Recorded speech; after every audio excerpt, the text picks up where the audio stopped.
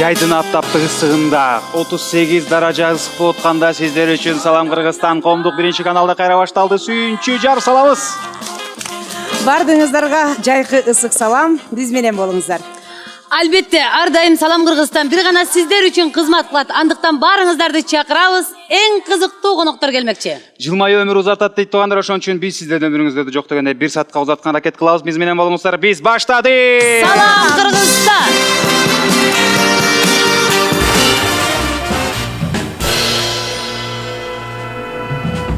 Сенсиң менин торгоюм, суук көздөн коргоюн, ысыгыңа жылытчың, ай соогуңа тоңбоюн. Хайт, не болду саганча? Назыр эже, билесизби?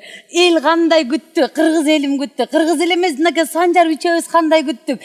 Ушунчалык таланттуу, красавчик, тим эле бардык жагы төгөрөбү төп келишкен жигит келиптир бизге конокко. Таланттуу десе таланттуу, сулуу десе сулуу. Ушунчалык жакшы көрөбүз, ушунчалык жүрөгүбүз менен жаным десе Санжар чакырчы.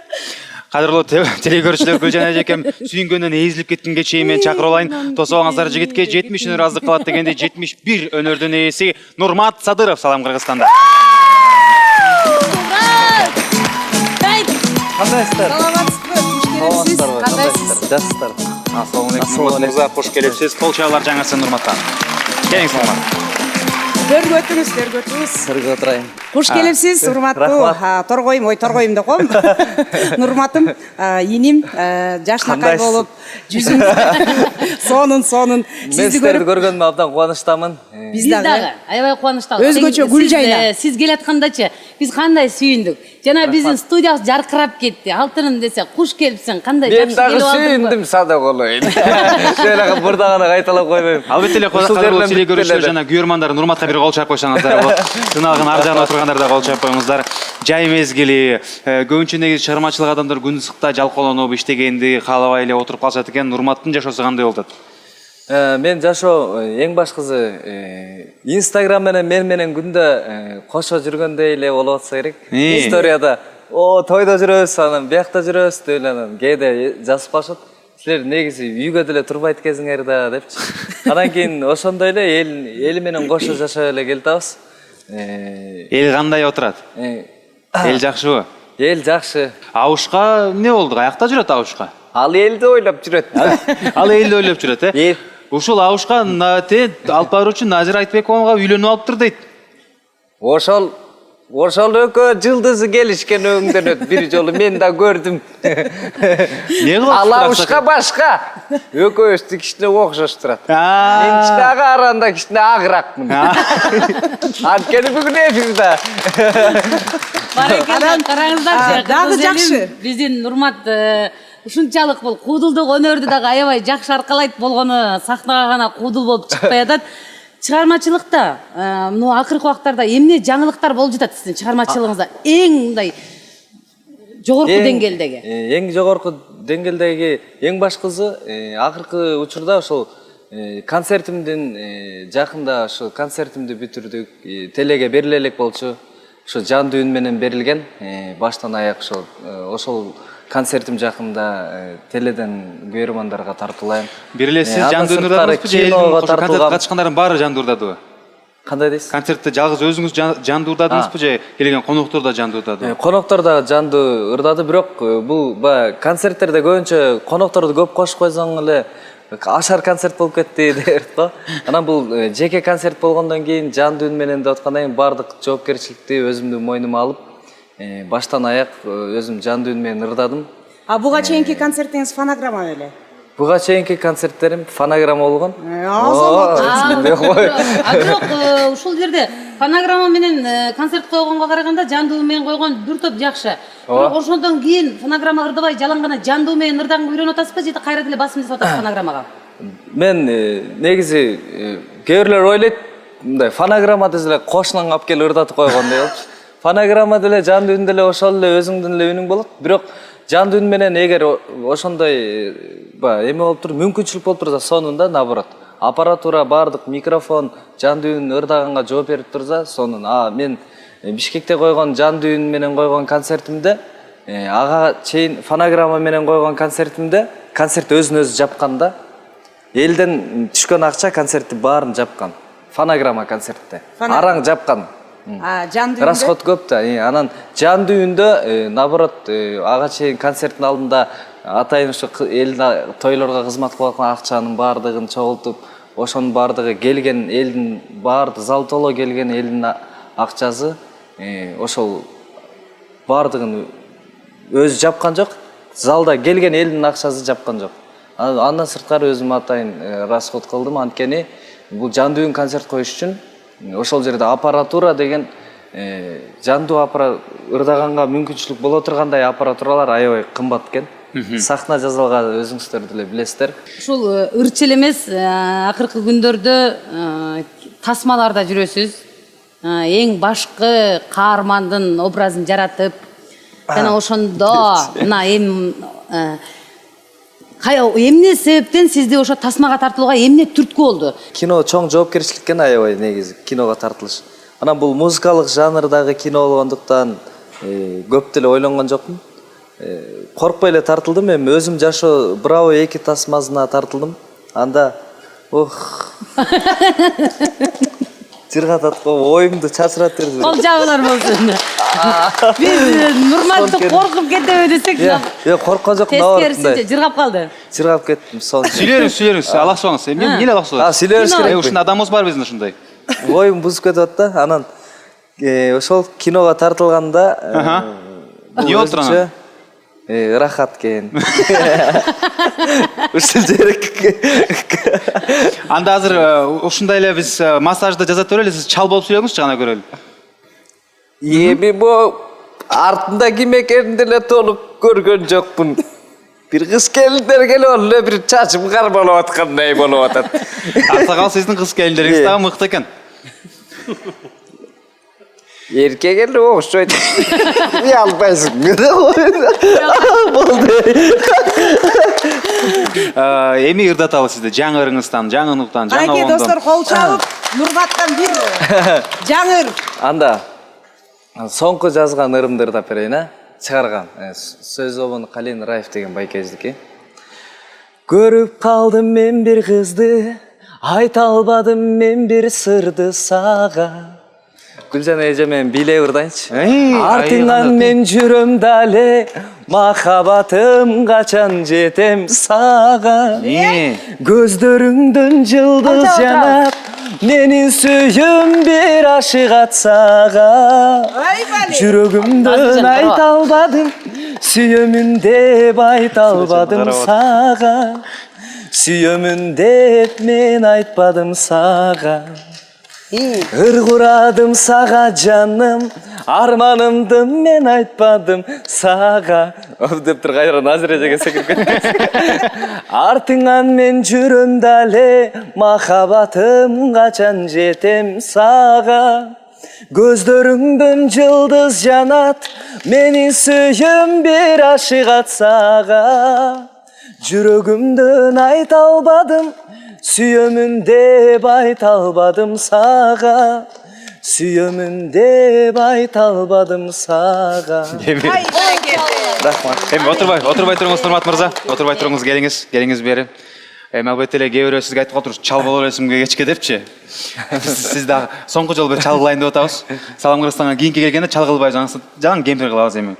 Азыр ушул эле ырды, ушул эле сөздү, ушул эле оон менен бирок чалдын образын ырдап берсеңиз, ушуну эле. Сиз дагы кемпирдин образында туруп бересиз, э? Кайра эле болбой эле чал. Кайра эле чал кылалы. Кол чабып турабыз. Анда эмесе, Нурмат Аксакалдан жагымдуу чыгарма.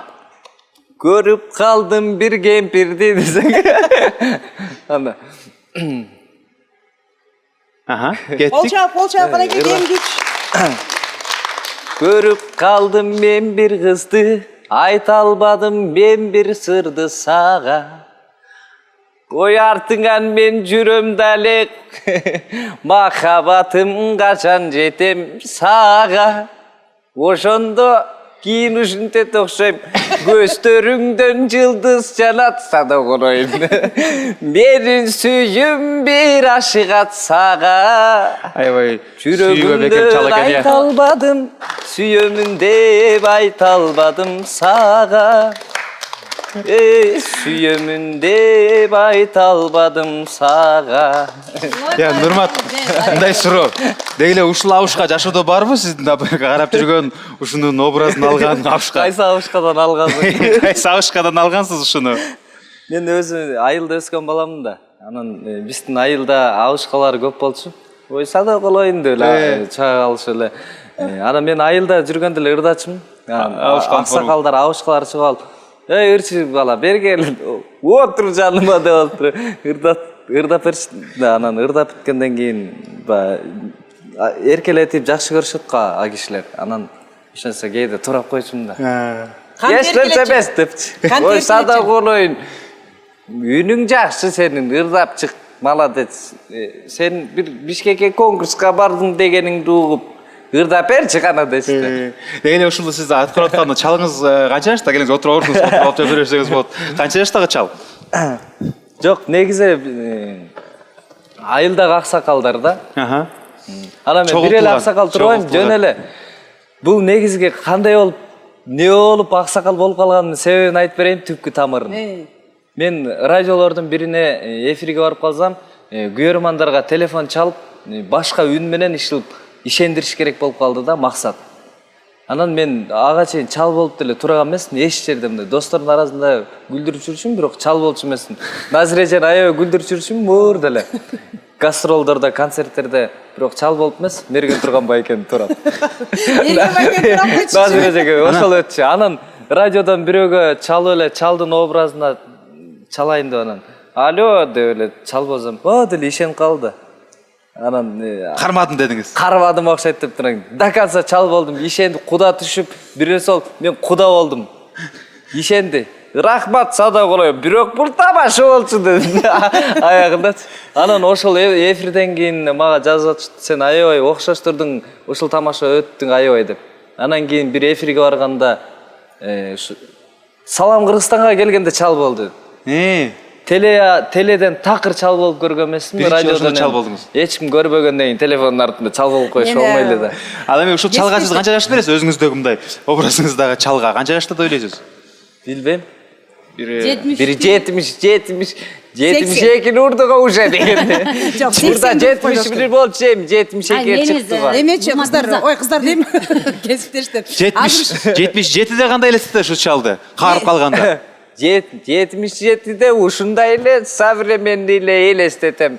Азыркы чалдар күчтүү чыгып атпайбы, ачык тагынып. Чоң рахмат, сиздин ар тараптуу талантыңызга күбө болуп атабыз. Бирок мынакей Браво 2 тасмада сиз башкы ролду жаратып, бирок ошондо сиз суйкайган сулуу бир Толгонай Арзыкеева деген кызга көзүңүз түшүп, тасмадан жакшы көрүп калат экенсиз, сүйүп калат экенсиз. Эми аны тасма эле деп коелу деп мейли десек, эл ичинен кей угам, имиш деп угам, Толгонай менен Нурмат кыз жигит эмес деп угам. Тип эле эл ичинен кеп уксаңыз, калп эле кеп угупсуз деп эле. Анткени сиз жанатан бери сурай берейинчи деп ушуну камдап турупсуз. Ушул суроону аябай капталынан коюпсуз. Капталынан коюпсуз. Сиздин оюңуз боюнча Толгонай экөөбүз кыз жигит болуппуз. Бирок аныңызга оюм түстө берсеңиз уйкаштырайын деп айтып. Жок, негизгиси Нурмат мырза, жашоодо ушундай экен деген шамал болсо чөптүн башы кыймылдабайт дейт. Негизи Толгонайга болгон көз карашыңыз мүмкүн чын эле жакшы көрүп калсаңыз эмне кыласыз? Бизде Авас менен Айдана деканда ошо келген сайын сурайбыз, айтпайт ба? Жок, эгерде мындай көңүлүңүзгө, көзүңүзгө түшүп калса. Мен негизи ал Толгонай менен байке карындаш катары мамиледемин. Авасты ошентет. Карындаш да.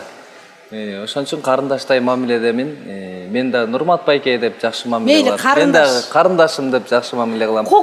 Кинодогу Нурмат менен Толгонай сүйүлөшүп үйлөнөт уже. Үйлөнгөнгө чейин барат. Аябай сүйүшөт. Карындашыңызга жүрөгүңүздүн бир тамыры тырс деп келсем эмне кыласыз? Не кылам, алам да дейбиз. Не кылма алам деп. Итак эле алып үйлөнбөйсүңбү деп жүрүшөт го. Ушу үйлөнбөйсүң дегенге мындай ушул суроону эми ар дайым Гүлжайна берип мен деп Гүлжайна эже монт апартаменттер сизге алып келип берди. Эми мына үйлүү болупсуз. Үйдө кожойке керек демекчи, өзүңүз айткандай 30га келип калдыңыз. Барбы эми келин бала барбы? Буга чейин Келип чыгармачылык калдыңыз деген жаман эме болот экен, а? чыгармачылык дедиңиз эми? Эмне 30га чыккандар өлүп калыш керек. Жок. Үйлөнүш керектер. Үйлөнүш керек наоборот. Поездың келді дегенде эле болот экен да. Бирок Туран азиреже үйлөнүш керек, үй бүлө куруш керек. Анан бирок чыгармачыл адамда, өнөр жолунда жүргөн адамдар негизи эле биз мындай мен жашоомду негизи бир жакшы нерселерди ушу чыгармачылыкка аябай суусап жүрүп жеткем деп ойлойм. Чын мен чыгармачылыктан көп аябай өйдө ылдыйм бардыгын көрүп басып эле келдим.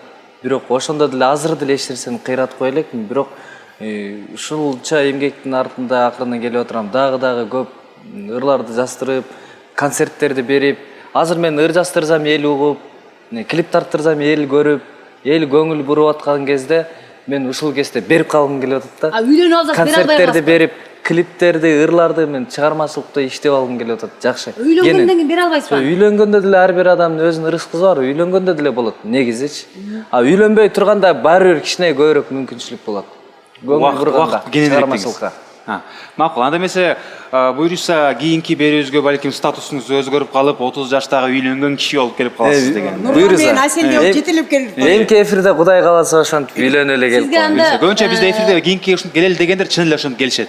Анткени мен эке жеке биякта 10 миң деп 10 миң кылып турабыз. Бата кылып туруштайбы. Бирок анда сизге кандай кыздар жагат экенин айтып койсоңуз, кыздар сизди дагы болсо подписчиктериңиз мен ошондоймун деп айта баштарсыз. Мага эң Бою канча болуш башкысы мен азыр бир кызды аябай сүйүп, ооруп, мен ошол кызды албасам болбойт деп үйлөнөм деп деле ойлобойм. Азыр бир өзүмдүн картинам бар. Анан ошого ылайыктуу эле ушинтип үйлөнөм деп ойлойм. Мен акылдуу, эң башкысы чыгармачылык эмес, мени түшүнгөн адам чыгармачылыкты деле баарын түшүнөт деп ойлойм.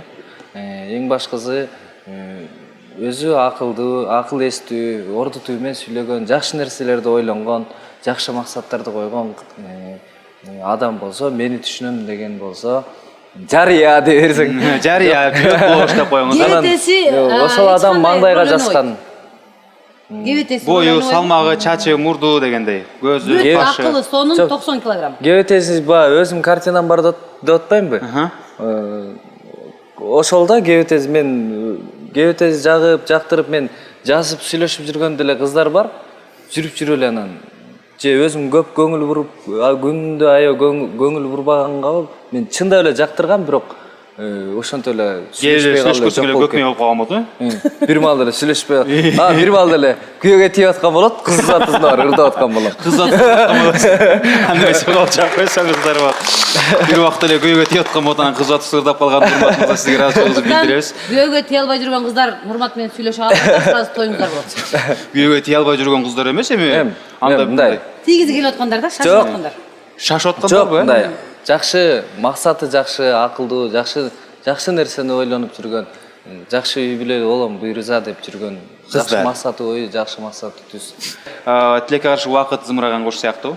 Бат эле убакытта биздин маегибиз соңуна келип калды. Бир жагымдуу оюнубуз бар, ага чейинки сизге сурообуз. Кыргызстандын жаркын келечеги элестетип берсеңиз, 1-2 сүйлөм менен.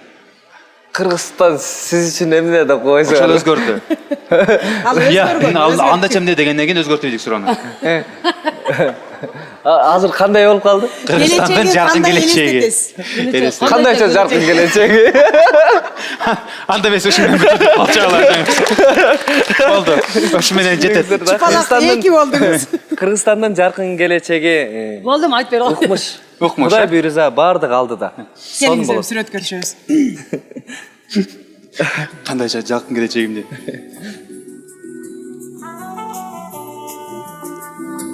Ушул адамдар, жакшы адамдар. Кучактап түшүп коеюнчу дагы. Дагыбы келиңиз. Ушу менен мен үйлөнгөндө келип атпаймынбы? Үйлөнгөндөн кийин кучакташа албай каласыз да эжелер менен. Эмне бычактадың дейт да. Азыр бойдон кезде бычактап түшсө болот.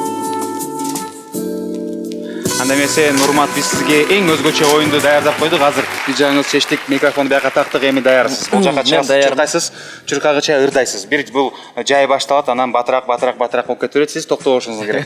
Эң негизгиси токтобош керек. Ырдай бериш керек. Анан сүйрөлүп өзү түшөм. Сүйрөлүп, эс болуп, тердеп чек, ылдый түшкөнгө чейин ырдайбыз. Эң аягында жетишпей каласың го? Ырдап эмес, чуркап жетишпей калганда сүйрөлүп эле түшүп калам го. Анда азырынча ырдап баштаңыз. Ырды таап алайын, ырды таппай калбайм. Буякты кармайсызбы же буякты? Буякты кармайсыз. Буякты кармайсыз. Ал жак эмеспи? Бул жакты кармайсыз. О, эки жакты кармайсыз. Негизи азыр сизге кармагanga тыюу салынат. Кармабайсыз. Кармабай ырдайм. Басып, мындай клип тартып аткандай образга колдорду кыймылдата калып ырдайсыз. Макулбу? Кол чалып жаңырсын көрөрмандар, телекөрүүчүлөр. Биз дап даярбыз. Суу сап кетсеңиз айтыңыз, булак суусу бар, крандан эмес, булактан эле жашнакай бөтөлкөлөргө коюп сизге дап даяр кылып турабыз. Бул жакта легенда дап даяр. Ошон үчүн баштадык. Анда мен сагыныч кыз деген ырым бар. Ошону ырдайына. Ритмге түшөт да, ушундай. Жүрөгүмдүн түбүнөн орун алып, көз алдыма жалгыз сен купурасың. Ансыз деле жарадар жүрөгүмдү, неге мынча кыйнайсың, ай, жазым ай. Мөлтүрөгөн көздөрүңө жашырбай, кереметин сүйүңдүн мага берчи, о жазым ай. Жалгыздыктын кучагына кабылбай, арначы бакытты сенден күткөн, өзүңдү сагындым ай. Образ унутпаңыз. Сүрөтүңдү карасам нурданасың, неге көзүң күлүп сен мага жылмаясың. Сагындырбай алыста мага келип, качан сүйсүң.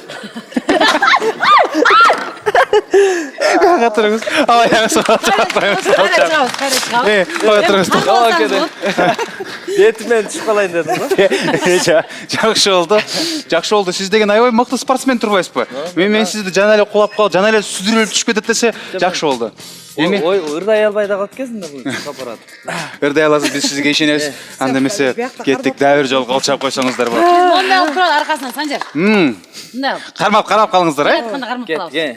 Биз барганда эрчишип, айгүл тоого, айтып тиремеле, ар кыз ого. Кармабаса болбойбу Санжар? Ай алдында шамалга ыргалышап, айга тосуп жүздөрүн өйдө боло. Айгүл гүлү өзүңдөй ачылыптыр. Жөн кармай ырдай берчи. Ар бир сабым ончоктой гүлгө толо. Тоого чыгып баратасыз. Аламдагы гүлдөрдүн ханышасың. Арнагым бар өзүңө, ырга кошо. Кут болсун тоюңа деген ыр керек экен. Кеттик. Ырдай бериңиз. Эй, ак сардалгыз, а сен да жалгыз, мен жалгыз. Бирине десем алтаңгыз, себере албадым сардалгыз. Өттүгүңдүн бол. Ырдаңыз. Бүтелек турат. Бүтелек. Ырдай албай. Ырдаңыз. Кана кет. Аябай каты кетип атпайбы? Бол. Иште жайратабыз. Өттүгүңдүн өкчөсү кылдан бекен сардалгыз. Экөөбүздүн ортобуз азымдан бекен сардалгыз. Эй, өттүгүңдүн өкчөсү кылдан бекен сардалгыз.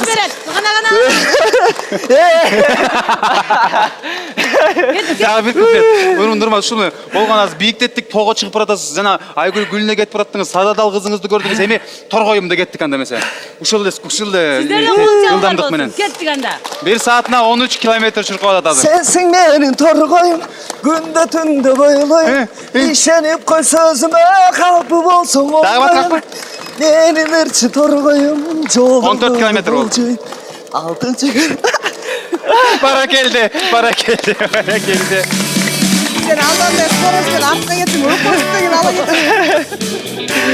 Нурмат Садыров чуркап, өйдөлүшкө чыгып, ырдап да берди. Өзүңүздөр байкагандай бул ыр дагы жөн кетпей аякка чекеден тери кетти, бирок мыкты болду окшойт. Эгерде сиздерге жаккан болсо, сөзсүз түрдө билдирүү калтырыңыздар. Сиздердин ой пикириңиздер биз үчүн маанилүү, бирок каяктагы нерселерди жаза бермей жок. Биз сиздердин адресиңерди билебиз дегендей. Кол чаап койсоңуздар болот. Албетте, дагы бир жолу Нурматка чоң ыраазычылык билдиребиз Алтыным. Рахмат. Азамат жигитсиң, бар бол, ийгиликтер жарата бер, өркүндөй бер, өсө бер. Бүгүн биз сени атайын чакырып, мынакей конкурска дагы сонун катыштың.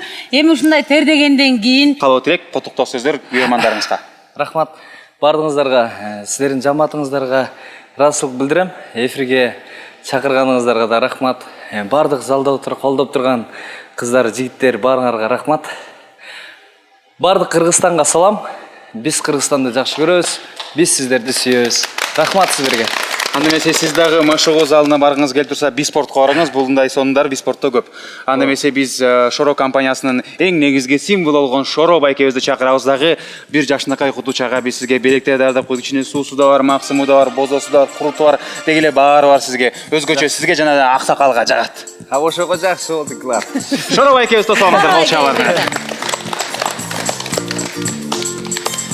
мынакей Ассалам алейкум. электердин баарысы Спортсмендин сизге. өзүнүн эле колуна карматалы. Келиңиз Өзүм эле көтөрөмбү. Өзүңүз эле көтөрүңүз. Чарчап калганда. Куруту да бар, жармасы да бар аксакал. Жана эң негизгиси 2200 бийиктиктен табылган булак суусу бул бөтөлкөлөрдүн ичинде легенда. Бул албетте эле эң ден соолукка пайдалуу суусундуктар. Нурмат Садыров, салам Кыргызстан, кол чыгармалап атпаңыздар. Барыңыздар. Шоро байкемдин Сизге дагы мотоциклин чоң айдап рахмат. көрүңүз, сонун мотоцикли бар. Мотоцикл менен кетейин анда. Сиз иттен чыгарбайсыз Шоро байке. Эмкиде Байке, буттар ооруп калды. үйлөнүп жубайыңыз менен келиңиз, күтөбүз. Рахмат. Бериңиздер. Акжол. Оозуңузга май.